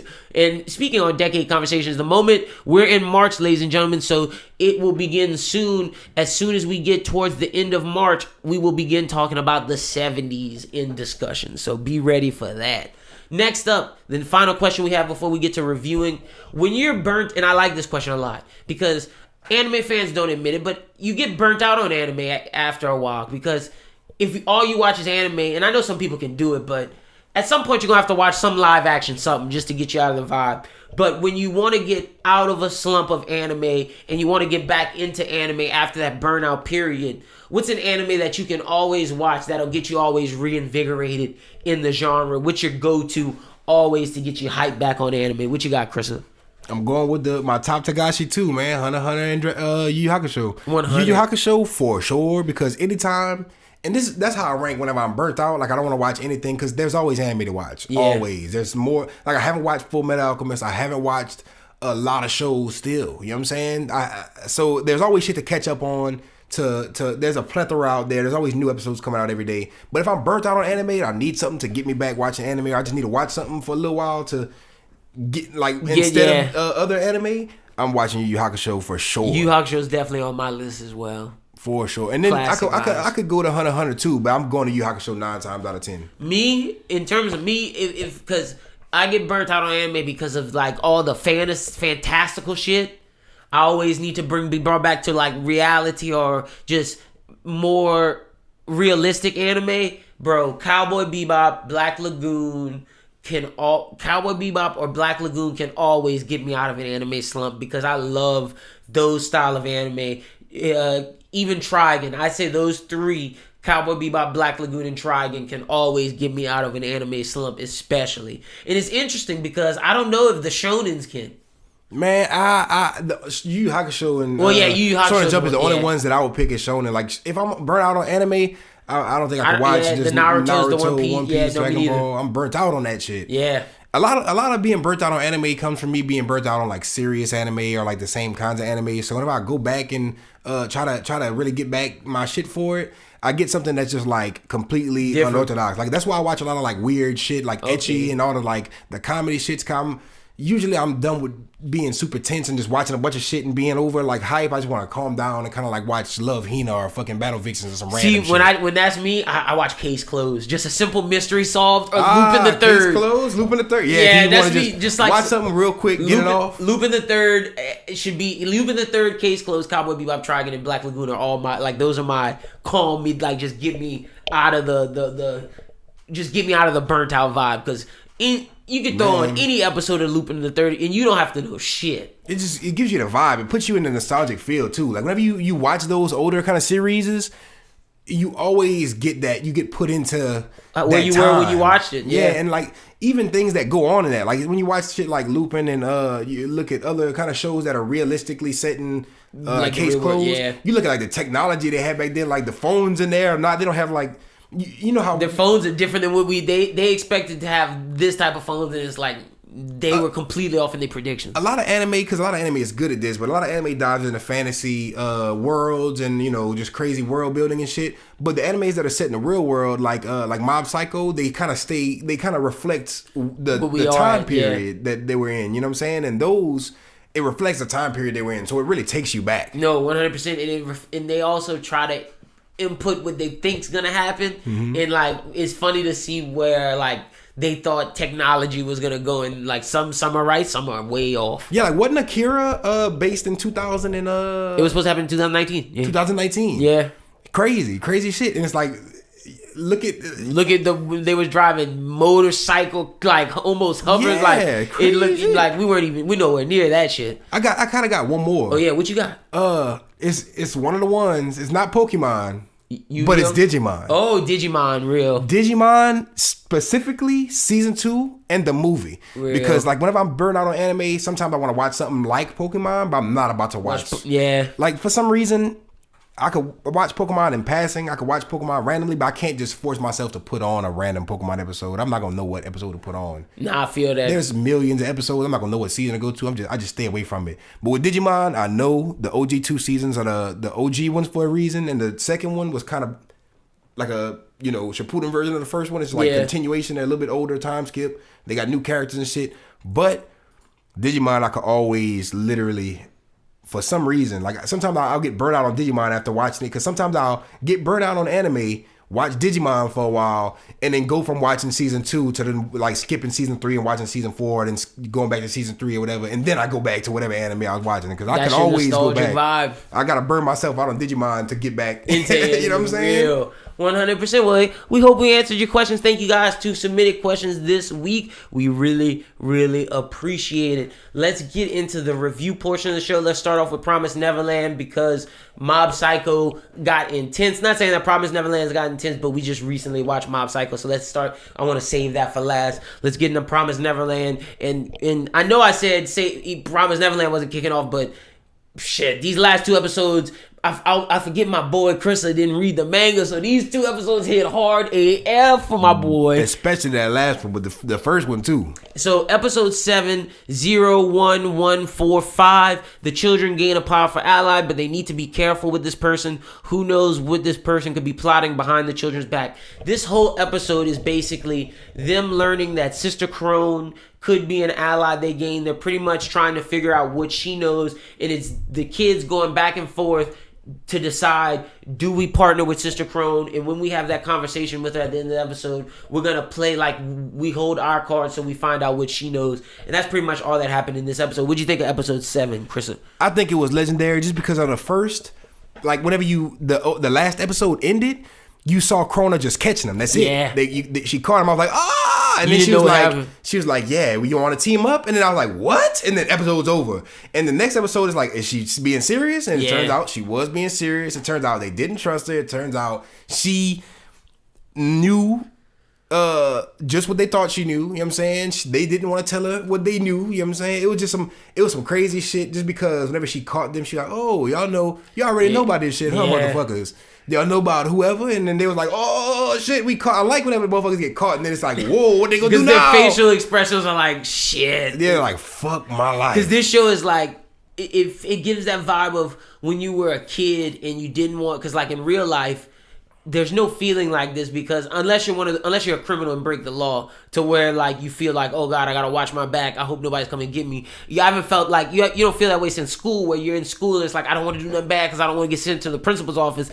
Promised Neverland has that vibe of like, oh shit, I don't want to do nothing bad because I don't want to die. Like, and I feel like, oh God, I hope these kids like they give me that old vibe that I had in middle school and high school of like not trying to get caught by the establishment. Like sneaking around. Yeah, facts. Man, it kind of give me a vibe of like Death Note. It's like L chasing Light and Light's being super sneaky trying not to get caught, and it's like L hits him. I remember that first time when L hit him with the "you might be Kira," and he was like and then they saw him like with the calm face, and you hear his dialogue in his head. He's like, what the fuck, how the fuck did you find that shit out? And he's like, what's going on? He's like trying to like play it cool. It reminds me of like when Light busts you with a surprise, like, yeah, I already knew that shit, how did you know that shit? And he's like, now you gotta kind of play it off and backtrack. Like every time they get caught, I'm like, how are they gonna get out of this? There's no fucking way. Like whenever Krona first caught him, I was like, oh shit. And then the episode we just watched, whenever she caught him lying or whatever, their face gives it away because it's like shit. They really don't know what to do now because you just snitched on yourself. Yeah, facts. And like the kids, that's how it's funny because they don't know how to lie yet, and their faces are giving away. And you see Emma and Norman and Ray all learning as these episodes go on. Like they have to once somebody says something that they know, they have to hide their emotions to show that they don't know it, and that's something that they're learning. What would you rate episode 7? I gotta say too before we get there. At the end fucked me up too, because the like whenever she was like sitting there, I'm sitting there like, okay, they're finally about to start working together, shit's gonna be crazy. And then Mom walks in right before the episode's over with the knife. I thought she was about to off Krona right there. I was like, damn, so that's what kind of show this is? She just gonna kill Krona point blank in the house with the kids in it and just be like, bitch, and then clean it up and be like, nothing happened in here. Good. But no, she gave her the letter opener. We're gonna get to that after. You know what I'm saying? It's like right at the end. But I'm trying to see how. Cause like I was like, what does that mean? Cause they didn't explain nothing. They were just like, she was like, bye, and I'm sitting there like, bye, what? They just got cool. Like, where could she possibly be going? To another place? Cause I'm sitting there still in my mind. I'm like, okay, she's gonna be a mom one day. Yeah. So I'm like, how is she gonna do that? I'm sitting there thinking she's one of the new main characters. Like she's gonna eventually work with them and eventually get her way out too, and eventually get her, her One Piece Pirate King dream of being a mother. You know what I'm saying? But little did I know. We'll get into the next episode. But would you rate episode 7? I rated a good 3.5. I don't want to give it too high just because it took me on those are the main parts. The part where they caught him, she caught him not being 100% truthful. The part where they talk to each other and they find out they talk about they're trying to figure out what she knows. But see, that was cool to me, but it was just more like exposition. I'm watching it reminded me of like the whenever Ray and Norman first started with they found out they was snitching. There was a bunch of talk in that episode. Like episode 3, 4. I was like, okay, so this ain't the action episode. This is the exposition episode. Yeah, this is the only part that really hit me was the part with the knife, and then the part with the she gotta go and shit. And then I was like, that hit me kind of like, what the fuck? Yeah, where's she But going? at the same time, the whole episode it kept me pretty mellow the whole time. I was like entertained. I was entertained. I'm still locked in on the story. I'm ready for next episode. But it's just exposition. Yeah, it was just it's like, all right, you're getting us there. You're getting us there good. But get us there. Yeah, let's get us there. 100%. I'm giving it a solid 3.5 as well. Like you said, it's just the exposition episode and me knowing where the story goes. This is just like I'm ready. I'm waiting to get to the action parts. The pacing could have been a lot quicker. Yeah. But I feel like the pacing had to be like that just to keep the episodes being left on cliffhangers like Facts. that. They're trying to make sure it's a cliffhanger each time. Mm-hmm. So episode 8, Ray will attempt to distract Mom while Em and Norman go to inspect the wall. Gilda and Don are keeping a watchful eye on Ray, but will everything go smoothly? That's the main focus of the episode, but the synopsis tries to hide the fact that, spoiler alert in 3, 2, 1... After Sister Krona gets the note, she's told she's gonna go. She goes to try to tell, as she's leaving, she sees grandmother. She goes to try to tell the grandmother, she tries to be a snitch, and the grandmother's like, nah, we rocking with Isabella she making big things happen. She making big things pop off. She got the best quality meat. Her farm is the hottest farm out. Yeah, she got the hottest mixtape on the farm market. Sister Krona, you don't have no bars, baby. We trying to go platinum. All you trying to do is go gold. Sister Krona had to get wiped out, and this was crazy because I remember when this happened, and I made sure when we would watch it, you have to pay attention to everything that happens with Sister Krona because she got introduced, and like you said, she's only been around for 3 episodes, but her impact is lasting way longer as the series develops because of this, what she does in this episode. And she dies, and it's very interesting because you see her childhood, you see how she went from a child, and you see how people get picked for this mom process. After they get picked, they get something put in their heart to where the people can control them. But before Sister Krona left to go to see the grandmother, she put a pin in Ray's drawer, and that's very important. I want you guys to remember that for next week's episode. But Chrissa, what do you think of Sister Krona's death before we get into what happened after all that? Because you think this was the main crux, but what happens after that just as impactful. It hurt me because I was just starting to like Krona. Yeah. I was just starting to be like, okay, maybe she's not that weird, crazy, psychotic. Because she screams villain with her psycho faces and her super strength and her little fucking weird doll. But I was finally starting to get that little emotional attachment to her, and boom, she's gone. Right when I'm thinking she's about to, where is she going? Where are they shipping her? I'm like... If she didn't snitch, she might have went somewhere. If I knew what type of show it was, you know what I'm saying? I'd be like, oh, they gonna kill that bitch. Yeah. Last episode, as soon as they gave, because that's why I had to emphasize how I felt whenever they passed her the letter knife opener. Come sitting there like, what do you mean she's gone? Where's she going? Where could she possibly go? I'm sitting there with my girl just thinking about it, just listening to the end credits. We're like, I wonder where she's going. I wonder we about to find a new farm. Is she gonna come back, or it's like, no, the bitch is dead. Yeah. She's fucking canceled. It's a wrap. They mafia ended her. They were like, look, you messing with the money, man. Yeah. That's we sent you to the most profitable farm. You could have played your cards right, but what did you do? You got mom's way. Yeah. It's not good when you get mom's way. You can't try to be an underboss and try to take on the dime. Bro, that was some mafia shit. The way grandma talked to her. Grandma was like, hey, look, you got in her way. I'm sorry you had to get in the way. I'm really sorry you did, but you gotta go. It's a wrap. And then so even she's sitting there like, damn. So I gotta go, and she's like, damn, I wonder what that means. And she's like, all right, so I guess I'm gonna, and then whoa. But see, I can't wait I hope the next episode they go into what was left in Ray's room, because I can't wait to hear when you find out what she left them. Yeah, I didn't know the importance of that at all. I had to make sure, I was like, wait, does this, because I didn't want to say it on the episode if it didn't happen.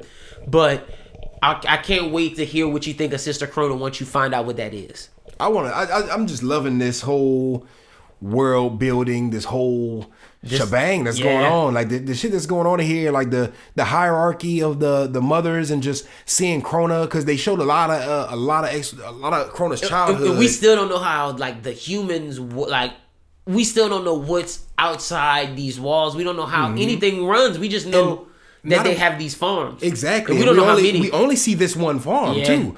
For a second, we get to see Krona's mother training, and at the same time it made me think all these questions, okay, we're seeing all these girls get trained to be mothers by grandma or whatever kind of system they have. We're seeing Krona flourish, and we're seeing her being a full adult. She's 20 something, and we're seeing her still be alive and not food. Okay, we just got the line that this is a special fucking farm, and it's a special farm for a reason, and they had to get rid of Krona instantly just because she was fucking with the money, and mom is running a special operation. So what's the other it makes you think, okay, so these are all kids, first of all. Second of all, Krona's not. That's why she's not meat. She's not dead yet. And at the same time, you're seeing a lot of these people get raised to be mothers. What is the whole the whole shebang with that. Like you finally starting to see who's food, who's not food. What's up with this grandma? Yeah, as far as the house, no. But before this point, you just assume that this is the world. One house, yeah. The world is just that kids are getting raised to get eaten. Yeah. But it may not just be kids. It may be these fucking demons got these motherfuckers running like specifically for these, and they just eating everybody else in their fucking way. We you know what I'm saying? Well, I don't know nothing about what's going on at all. I'm just like here for the ride. So after all that happens, Ray finds out that mom gets rid of got rid of Sister Crone, and she did it in a dope way. She was like, she was no longer useful. She had to get eliminated. Just straight up told him, and mafioso shit. And she was basically like, "You not useful no more either." Because as they're having this conversation, Emma and Norman are running to go do their inspection of the wall, and and mom pretty much figures out that's what they're doing. And Ray's, she basically tells him like, "You were a good dog, watchdog, but you were a bad liar. You double crosser." She locks him in the room because she's like, "Ray, you're not gonna like what I gotta do, but I gotta handle it." She locks the door just so Ray can't get out. She tells him she's gonna let him out after it's over. She's gotta go take care of this. And she goes. Mom's going down. Don and Gilda are like, "Wait, what the hell, mom?" And as mom's walking away, she looks at Don and Gilda like, "Yeah, niggas, I know y'all in this too." Don's like, "Holy shit, let me go in the house." He busts down the door. Ray, they let out, and Don and Gilda are rushing to Ray, Emma and Norman to let them know that mom's coming. As Emma and Norman are talking, they realize somebody's coming. They throw their bag in the thing. It's mom, and mom's like, "Nice to finally meet you guys, Emma and Norman. We can finally talk without the act, without the facade." Yeah. And then they're like, "Whoa, holy shit, this is wild." And Emma and Norman are like, "We still gonna do this?" And Emma goes and grabs mom when Norman takes off. And then all of a sudden, bow, mom breaks Emma's leg. And she like, "It's not going down like this." Like, you guys don't even know. She's like, "I had to do it. This is what I gotta do. I'm gonna stop y'all. And look, things have changed. Norman, you about to get shipped." And Norman's face was just like, "Holy shit, she just broke my good leg. I'm about to get shipped. I'm about to kill this lady." Yeah, like that's what his face looked. Chris, what do you think of the way the episode ended? Man, I think it ended crazy. I was talking about how most shows struggle to pull off to hit you with one whammy. They hit you with 3 whammies back to back. Yeah. Bam, Crona's leaving. Bam, Crona's dead. Yeah. Bam, mom just knows about everything. Ray. Yeah. Bam, mom's just gonna let the kids know she knows about everything. Bam, she breaks Emma's fucking leg. It don't everything give a fuck. About this mom screams mafia, dog. She walks in there and she's sitting there like, "This is a family, man." Everybody in the family serves a purpose, man. When you stop serving your purpose, you gotta go, man. Yeah. Crona wasn't serving her purpose. She gotta go. You're not serving your purpose. What you think's gonna happen to you, man? Sit in this dark room with the lights off. I'll be back when I fucking feel like it. She walks out. She goes out there and she's like, "Look, man, y'all need to learn to just give up and just cooperate, man. It's gonna happen like it happened." And shit, Emma, you could be a mom too. She's like, "I told y'all niggas not to look." And she's trying to make it seem like it was their fault she broke her leg. She's like, "Look, if y'all would have just listen, I wouldn't have had to break her leg. I don't want to hurt y'all. I love y'all. I don't want to have to fuck y'all up." You know what I'm saying? Like on some mafioso shit like that. It really, the episode just really, it hits so hard so many times. It's like it knows how to catch you, and then a lot of shows catch you and then they don't know where to go from there. Yeah, no. This show catches you and it's like we know exactly. It makes you so uncomfortable and it hits all your horror points like without having gruesome. Without having to go to the gore factor. Like this is the first time you get some uncomfortable like action. Yeah, like you see Emma get her leg broken. Yeah, you see Norman like I want to see how he's gonna react to that because you didn't really get too much of a reaction from him besides straight shock and in awe, and it just keeps getting worse and worse. It's like Mob's like fucking things going up. Right now they're at the bottom. Like they felt like they were at the top, but right now they feel like their backs against the wall, and we got to see how they get their back off the wall. No, I feel like Norman. I feel like everybody else is booted down, especially Emma. Emma's booted down. Ray, she took Ray down. If we're on a Mob Psycho scale, Ray's in the negatives right now. Mom fucked it because he's literally Emma at 0 and Ray at like -10. Ray's been Mom's pet forever. He's like emotionally attached. You can see it in his eyes. And he was doing it to protect Emma and Norman. So he feels like, I did all this all these years and now I'm not going to be able to protect my friends. Yeah, it's fucked up, bro. It's fucked up on so many levels. You know what made me mad? I got to say this. I don't really speak on the kid's perspective too much. Don. Yeah. Mr. Head First. Mr. I want to be strong, punch people in their fucking face. He didn't do nothing. When Mom walked out, She looked at him like, y'all niggas just don't even know I know. But I don't even want to talk to y'all niggas because y'all just the runs. Let me go find the other ones. Y'all gonna find out eventually, a little stupid. And she walked away, and they literally say the line, we gotta stop mom. And then mom literally goes on, and they make no effort into stopping mom after saying, we gotta stop mom from going over there. Mom's headed towards them. They couldn't move. And Don, I'm gonna bust people over the head. I'm gonna fucking go head first into mom's life. I don't give a fuck if mom walks in. I'm walking in her library. I don't care. You know what I'm saying? You gonna punch people in the face. I don't care if mom sees the bruise. I don't care. Like, he's not gonna care right then and there. Pick up a rock, smack over the head. Do something, bro. No. You're not gonna, he's not the type of person to just be like, we gotta stop mom. And then not make an attempt to stop mom and just stand there and be like, I wonder what's gonna happen next. But see, he never realized, like, at this point, the only people who've seen the capabilities of mom and the evilness of the world are Emma, Norman, and Ray. And then this is the first time that they're like, because you got to think they're just believing their family. Mm-hmm. They just believe in their brothers and sisters. This is the first time they truly saw mom, like, really in her full form. Yeah. Like, whenever she walked away, I guess that is true. That makes sense. They don't know she confessed to anything yet, because she didn't confess to what she confessed to Emma and Norman. And they trying to figure out, like, yo, wait, how do we react to this situation? Yeah, like, we don't know what the hell. Like, where's Ray? The plan. All right, I'll take it back, my boy Don. But then again, he's never been the fucking person to stick to the plan. Yeah, he never. He's the head first type of person to just be like, plan not going as planned, malfunction. See, that's why he went in the house. Yeah, that's true. Oh yeah, that's true. They got him. Yeah, he would go save Ray. Okay, I gotta give him his props. He saved Ray. He's finally acting right then. Because I was sitting there like, why did they not stop her? Yeah, you know what I'm saying? But they couldn't. It was like. But then again, what is stopping mom? Like, yeah, exactly. You seen the type of... She broke Emma's leg. He should have just punched him. And she broke Emma's leg effortlessly and quickly with a smile on her face and went right back to talking calm. Look, calm down, y'all. What would you rate this episode 1 through 5? 5. Yeah, this one a 5. That's a 10. That's no question.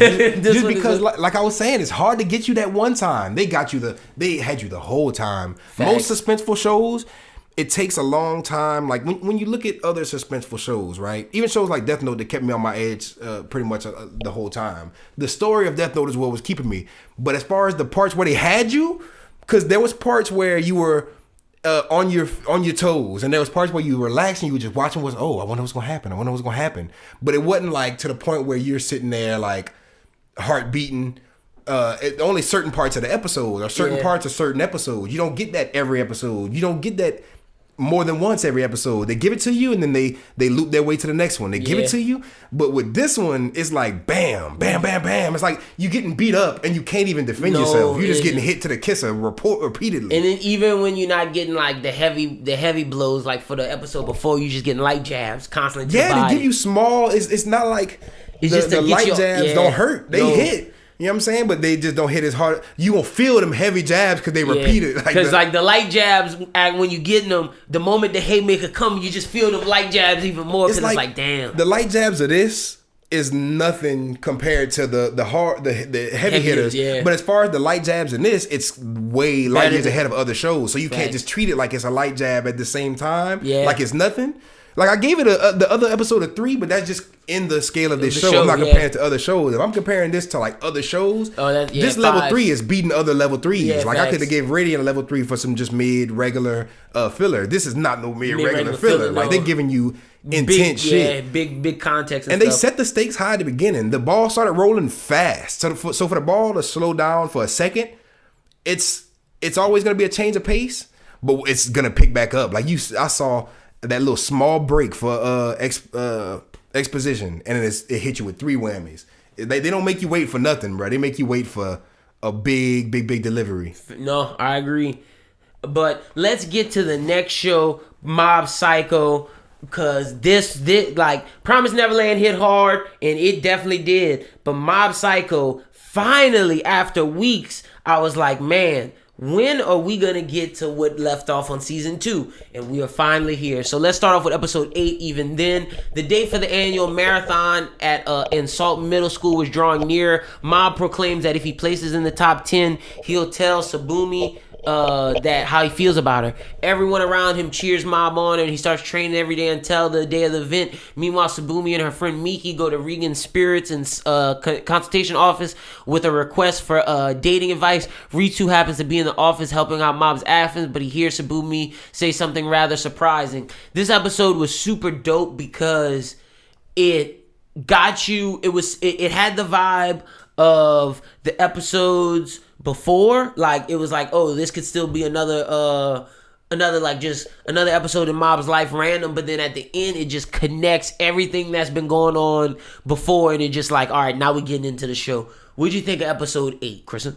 Episode 8, it was amazing setup of episode 9. I'll say that. Like it finally starts to show you that we're not just playing around in filler world no more. We're getting into the actual meat of the show, the actual shonen aspect of the show. They're introducing serious characters now. They're introducing serious plot points, and you're seeing Mob now all the shit, because up until this point, you've been seeing Mob just kind of develop more. You've been seeing growth. You've been seeing development in Mob like fucking crazy. So now you get to see him not saying fully developed, but you get to see all that work he's been putting in action. Yeah, fact. You know what I'm saying? Like right there at the end of the episode, when you seen him flash out and you seen the shit happen, like you seen how it ended, you're like, okay, it's there now. Yeah. And it was already there before, but it just wasn't. You didn't know what this was about to come like this. You know what I'm saying? It came randomly. Yeah, no, 100%. No, I agree with you 100%. And the thing that really made episode 8 so great with me is just seeing how Mob was like, really like, this is the episode where it's like, yo, I know who, like, I'm getting more confidence. It's not the Mob from last season. He's finally taking control of what he wants in his life, his goals. He's finally like starting to love himself, and they mention it throughout the whole episode. Like Dimple's like, man, Mob's been changing a lot. Richard's like, damn, he's changed. Everybody's realizing Mob's growing up and he's getting more self-confidence in himself. And the whole time he doesn't quit. He never stops running in that marathon. And then even though he passes out, he's okay with himself because he gave it his all. And Mob finished in the bottom 10 last season. This season, he didn't finish in the top 10, but he wasn't at the bottom 10. He passed up like I think he finished like 74th. So he finished above like 100 something, like so many more people than when he was in 274. You know what I mean? Mm-hmm. So it was dope seeing him grow. And then at the end, when the redhead kid comes into Aritsu and Mob's house gets on fire and Mob walks in, and when you see him go over 100 and his fingers start cracking and it goes into just question mark, Dimple gets so scared, and you can tell that like, yo, Mob's about to just like, this is nothing we've seen before. And we've seen him go to question mark, but this one is not question mark. I ain't never seen him have exorcist hands. Yeah, this is not regular question mark right here. This is him going fucking unlike infinite. Yeah, and another thing that I really liked about this episode was when Tsubumi went to Regan's office and she tested Regan to see if he would give advice about Mob, like to get her to like him, and he didn't. Do you think Tsubumi likes Mob? I think so. Yeah, I got another theory too, but I hope that the theory that I run with, that they're both just some little middle school kids and they both like each other, but they're too scared to tell each other they like each other. What do you think the other thing is? I think it might be Ritsu. Oh, you think she might like Ritsu? That would be a weird plot twist. Because Ritsu does not like her. Yeah, that's why it would be such a funny plot twist, because he doesn't like her, first of all. Second of all, she hasn't specifically said Mob. You know what I'm saying? True. And she did look, I don't know, maybe she saw a picture of Mob. No, she did. No, she saw a picture of Mob on the wall. But maybe she like saw Mob and it reminded her of, you know what I'm saying? Yeah. But you never know, because I feel like they're like I feel like she would have just came out and said it if, you know what I'm saying? Yeah. I feel like they were hinting at it too hard. But then when they did the run, she was almost like, when she was about to tell him? Exactly. Like, what if she was like about to tell him something and she stopped and was like, not him. Not him. I hope not. She might have missed, because when you saw his parents, his dad had to tell his mom, or whichever the other, they had to tell him, hey, they were looking at Mob saying Mob was back, and then they were like, nah, but Ritsu's already up there. And he's like, I must have missed him because he flew by so fast. Yeah. So what if she got her hopes up and was like, and then she saw him and was like, oh, never mind. That's the only reason that sparked that theory in my head. Cause I saw that and I was like, why did she just stop? Like in the middle of the thing? And then I thought about the fact that she looked at Mob and she didn't say anything about his name or nothing. They're leaving that open to interpretation for now. I feel like that might be for a reason. Yeah, but maybe not. They could just either be weirdos but they are leaving it open because she didn't say it. Mm-hmm. And that will be, man. I hope that doesn't happen. Because they were like playing with our emotions the whole time when you think about it. Yeah, at the beginning of the episode, they walk in and they're like, "We need to ask for relationship advice." And it's like, "What relationship advice? Why the fuck is Mob's girl in here with this bitch want to ask about relationship advice? What's this weird? It better just be you." And then she does look like it's just her asking about relationship advice, but then at the end she's like, "Let me ask." Yeah, and then she starts saying some shit. And she's like, "I fuck with a dude I want to do from another school or something." And I'm like, I believed her when she said she was just testing him to see if it was. I believed. And me too. I believed that part too. But whenever she was sitting there, like what he said wasn't a lie, and she thought about some shit, and she thought about looking at Mob and shit, I was like, maybe she looked at Mob and then thought to ask because she thought about Ritsu, and that's just me thinking like that. Real. You know what I'm saying? Cause just because they're drawing it out like in a weird way. Interesting. So, it might just be them throwing it out in a weird way. They're just like some awkward kids. Yeah, at the end of the day. that's where I'm at. I think they're just awkward. But that is an interesting theory. We're gonna see if it happens. I'm not shipping Ritsu and that's not what I'm trying to do here. I'm just saying that's what a back thought in my head. That's one of the things that I thought afterwards. I was like, maybe not. But I was like, why would they do a lot of things? Which is the only thing that made me think in my head. But my main theory is definitely there's some fucking kids and they're too scared to tell each other and shit. 100%. What would you rate episode 8? I definitely episode 8. I'll give it a good 4 point. I want to say 4.5. I want to give it higher, to be honest. See, I'm giving a solid 4.1. I want to give it higher than that. Because the next one I'm giving a 5. Yeah, the next one got to get that 5. Spoiler alert. Yeah. But this one, I want to put it close because the end is what set it off for the next episode to be so cold. And the end, they built up the end to be like that. Like, he couldn't be home. He had to be doing something else. And the other something else he did was such fun to watch. And it was set up early on in the season. It wasn't just like some random shit. True. Everything did connect. Everything connected lovely, too. You know what I'm saying? And that's why I feel like I feel like she shouldn't have just been in there just saying and stop for no reason. I feel like there has to be some reason why she didn't want to speak on it. Some reason why she didn't want to. Maybe she's waiting for him. She might be. But I feel like they're going to show some more. Yeah, 100%. Well, let's get into episode 9. Show me what you got, the band back together. This is the episode full blown. No more about the school stuff. We into the real time, the real Espers Association. Mm-hmm. The leader of Claw basically declares war on Japan. He's trying to do world domination. Mob goes check his house that's on fire. He's looking at these bodies. He's thinking his parents. He's on question mark. Dimple's like, it doesn't look like your parents' bodies. These seem like fake bodies. Espers can do that. It calms Mob down, but he's still in 100 mode because his hair's still up. He's like, we gotta find the people. Mob's tracking down and he finds these Espers. He fights them in the middle of the street. He beats their ass and he beats the first one, throws him away. The little electric dude in 100. He kicks his ass fast. The other dude muscles up, boots up, punches him. Mob punches the hell out of him. He's like, yo, what's going on? Why y'all attack my house? He's like, no, we were going to attack your house. We don't know what's going on. And Mob's like, what? And then all of a sudden, the X-Claw people from last season pick him up. They drive to this location with Ritsu, and it's all the X-Claw people, the kids they kidnapped from last season, and Ritsu and Dimple and Mob, and they're talking. They let the guys know what's going on. They're pretty much telling them that Claw's trying to do more domination, and we wanted to listen to Ritsu and basically use our power for good. The homie with the big, I forget his name, Teku or whatever, the blonde-haired kid, he's there as well. And Ritsu tells Mob, like, yo, calm down, bro. I believe your family's safe. I believe Dimple. And Mob goes to sleep. He goes back down to 2%, and we find out that while Claw is declaring that they're trying to do world domination, Ritsu's with the red-haired kid, and the red-haired kid has his own clan because he wants to beat Claw. He doesn't want his dad to succeed, and the reason why they didn't get Mob was because the red-haired dude didn't believe that Mob would do whatever it takes to win. So now there's 2 psychic groups that are trying to take down Claw, and then we see that Claw has these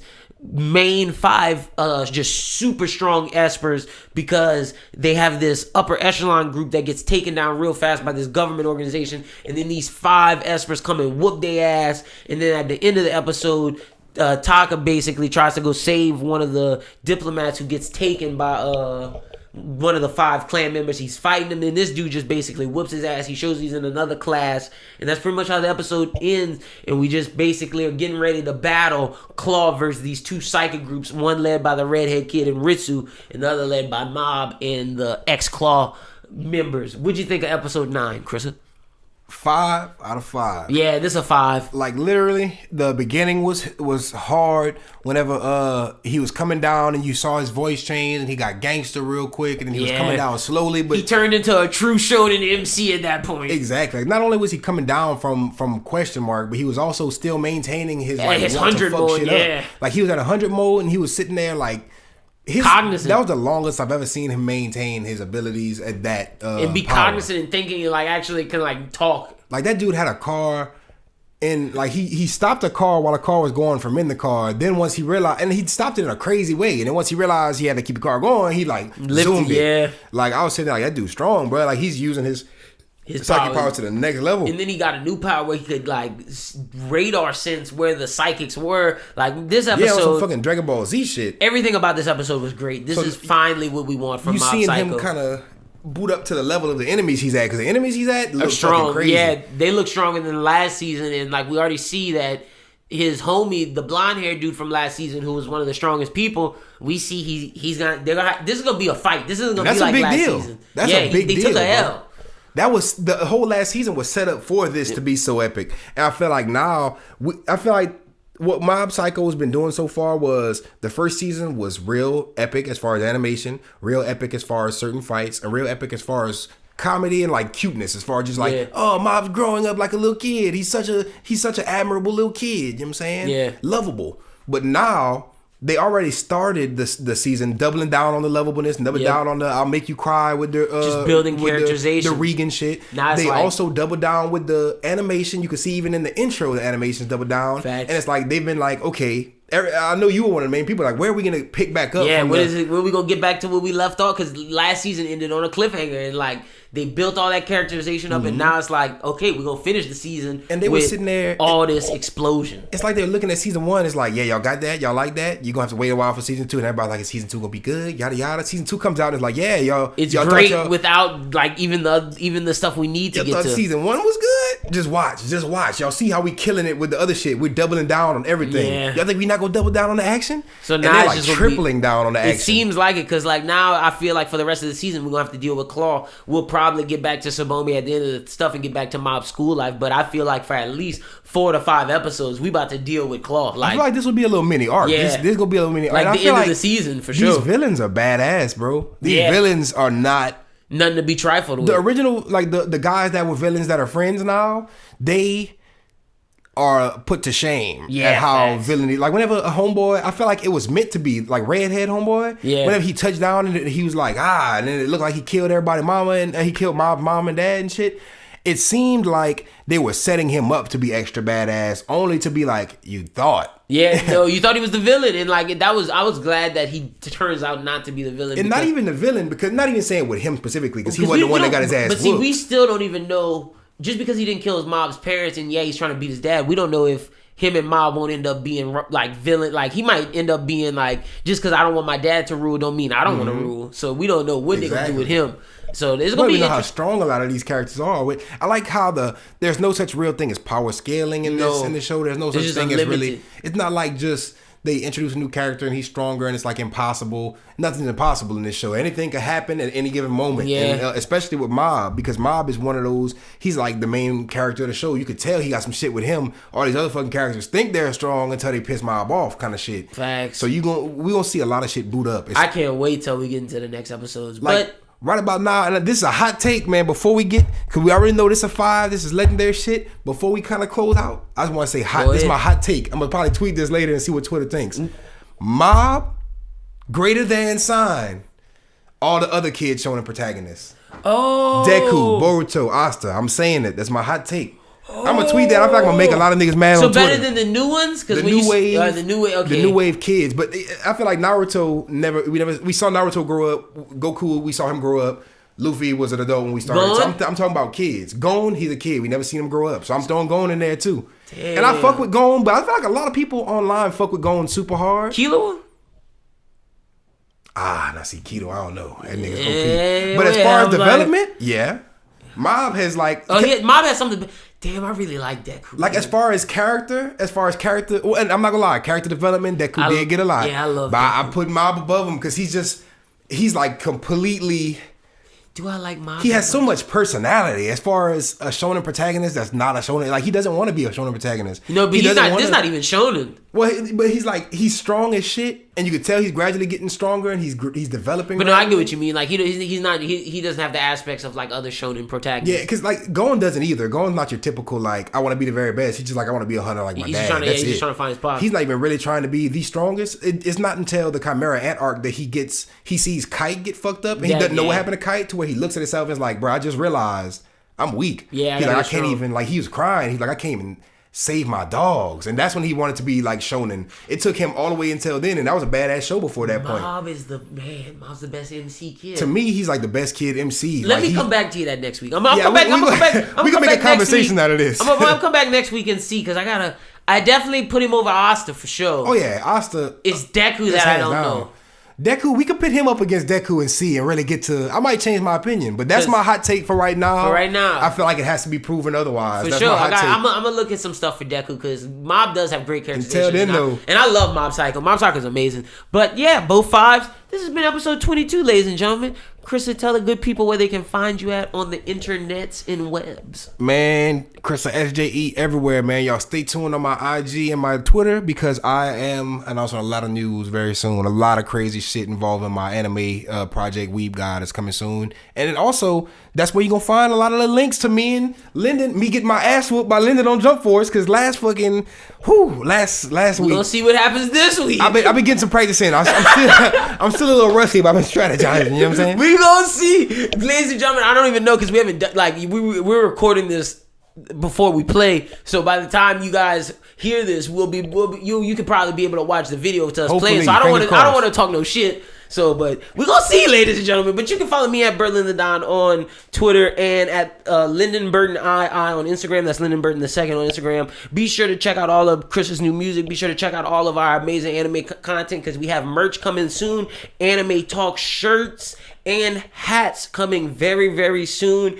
And we're going to have some original design character merch. So be on the lookout for all of that. We're going to do some giveaways as well. But we got to get our subscribers up on Twitch and YouTube. If you guys listen to Anime Talk on Twitch and YouTube and you subscribe this week, I will take note of that, and you guys will be in a special giveaway to get some of the first merch. And as soon as we get up to I'm trying to get us up to 50 subscribers on YouTube, we're gonna do that first giveaway. So you guys be out there. We're trying to give out merch for Anime Talk, so be sure to subscribe on YouTube and Twitch. But be sure to check out all the content on the network wherever you listen to podcasts. We're on Spotify now, so check out all of that. But for Chrissa, my name is Lynden. You guys have a great week. We'll talk to you guys in 2 weeks. Can't wait to give you more anime content. Be on the lookout for Jump Force streams, because we're going to be doing that during the week. But other than that, enjoy yourself. Watch some anime. I'm going to be watching One Piece. Hopefully by the time next time we talk, will be done with Doflamingo. But I hear Dressrosa's the longest arc they got.